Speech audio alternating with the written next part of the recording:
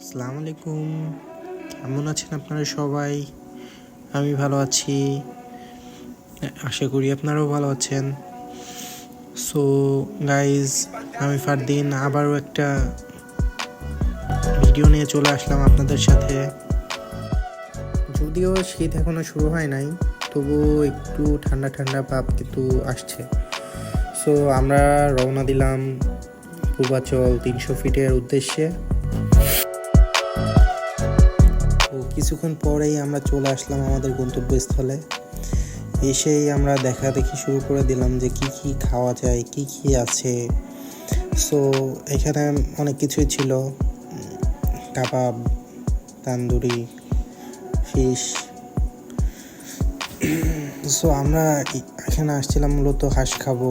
শীত, হাঁস না খেলে শীত শীত মানায় না, তাই বেশি দেরি না করে একটা হাঁস নিয়ে নিই।